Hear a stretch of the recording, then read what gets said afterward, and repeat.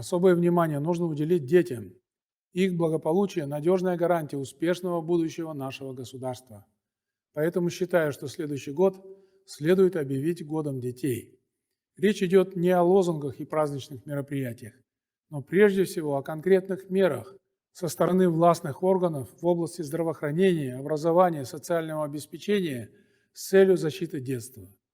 Гармоничное развитие и счастливое детство подрастающего поколения – это наша общенациональная задача.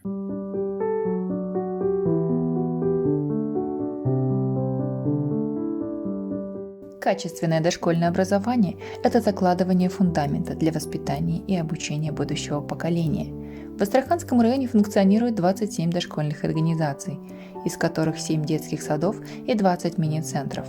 Их посещает порядка 900 детей. Воспитатели и педагоги применяют различные новые методики и технологии для развития речи, для развития мелкой моторики рук. Воспитанники детских садов являются активными участниками и призерами районных, областных и республиканских мероприятий.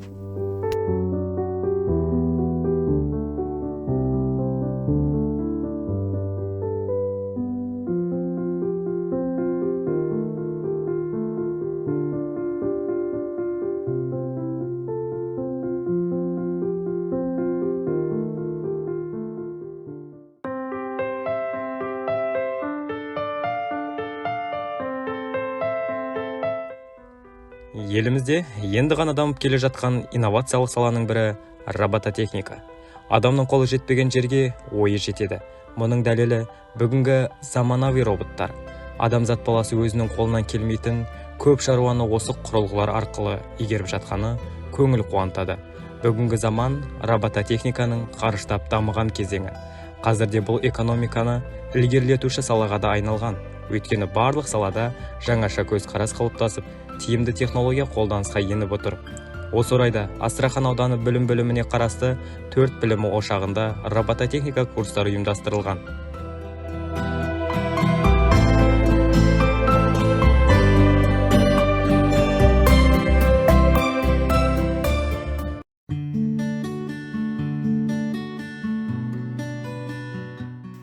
В школах Астраханского района созданы условия для внедрения инклюзивного образования, в рамках которого характер и темп обучения подстраиваются под нужды детей с особыми образовательными потребностями.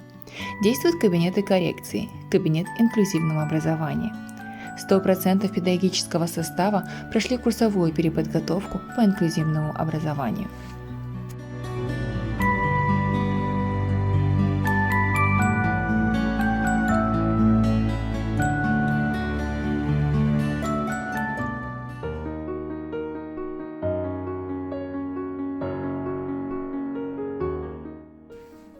В общеобразовательных школах Астраханского района функционируют специализированные кабинеты, в которых учащиеся имеют возможность заниматься точными науками. Учащиеся делают первые шаги в научно-исследовательской деятельности и занимают призовые места на районном, областном и республиканском уровнях.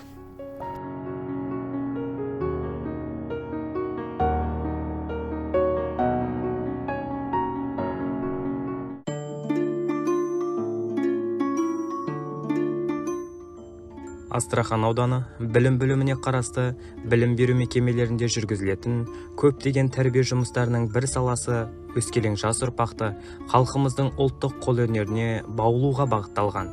Өнерге бейімділіктің алғашқы қадамы баланың өскен ұясынан бастау алып, білім беру мекемелеріндегі оқу тәрбие жұмыстары барысында ілгері дамытылып, байытылады.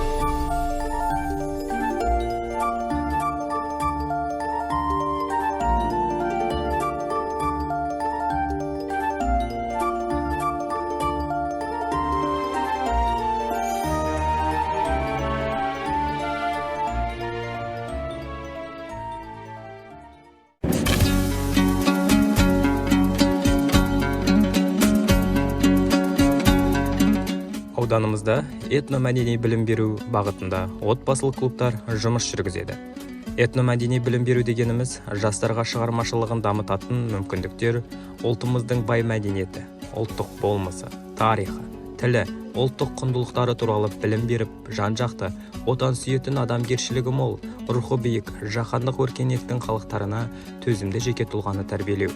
Олай болса, бүгінгі ұрпағымызды халқымыздың баға жетпес бай салт дәстүрі негізінде тәрбиелеу, оларға ата-бабаларымыздың салт дәстүрлерін терең сіңіру қажет. Халық батыры Бауыржан Момышұлы айтқандай, өткенін білмеген, одан тәлім тәрбие ғибрат алмаған халықтың ұрпағы тұл, келешегі тұрлаусыз.